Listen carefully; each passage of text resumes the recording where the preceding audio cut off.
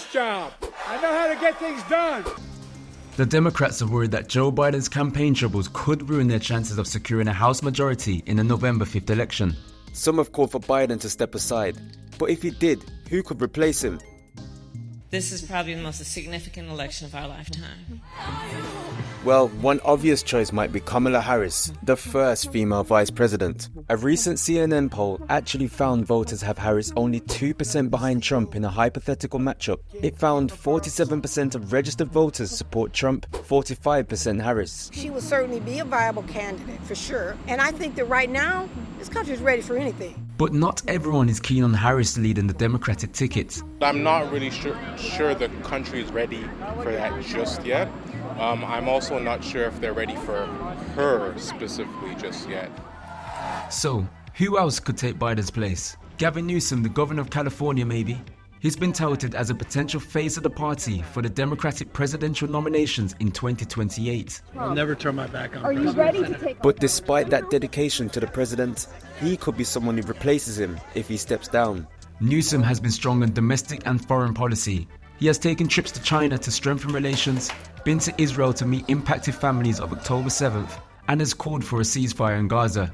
But in 2021, Newsom faced a recall election for his position as California's governor over COVID issues such as mask mandates, closed schools, slow vaccine rollouts, and increased crime and homelessness in the state. Just vote no and go to the mailbox and get these ballots back. Newsom managed to survive by gaining a large majority in the election. And I'm very, very grateful to the people of California. Another potential candidate to lead the ticket is Gretchen Whitmer, governor of the critical swing state, Michigan. After a shooting at Michigan State University in 2023, Whitmer has championed gun safety laws and pushed hard for restrictions. We must act because week after week in America, we see grim, familiar headlines.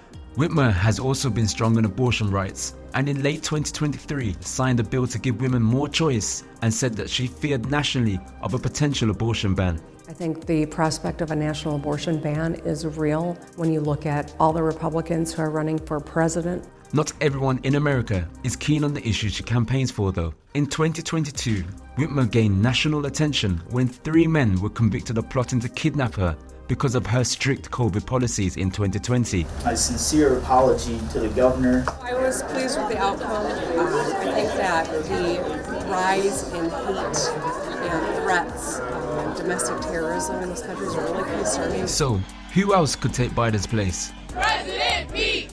President Pete! How about Secretary of Transportation's Pete Buttigieg? After spending 8 years as the mayor of South Bend, a small town in Indiana, he ran for the 2020 presidential election. Buttigieg was the youngest candidate in that race at only 38 years old.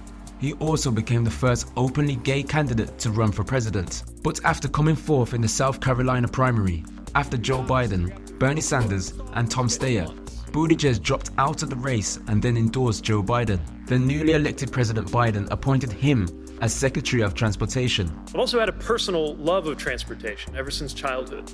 He's overseen the implementation of the $1.2 trillion infrastructure bill passed in 2021, which improved road safety and connections.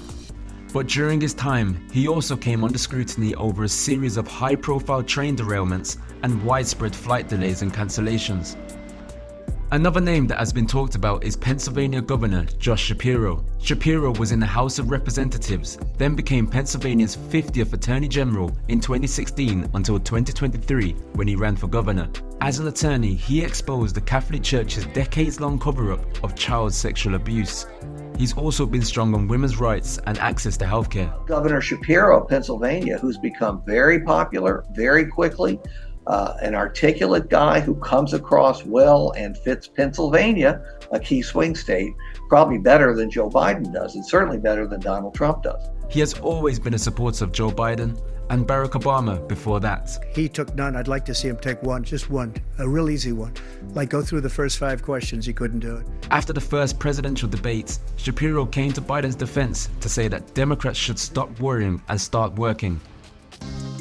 These are the main names that have been mentioned. as a growing number of Democrat officials have called on the president to step down, either publicly or reportedly in private. In a letter addressed to his fellow Democrats on Capitol Hill that was then shared on social media, President Biden writes he is not blind to the concerns and that despite speculation, he is firmly committed to staying in this race. I am running and going to win again.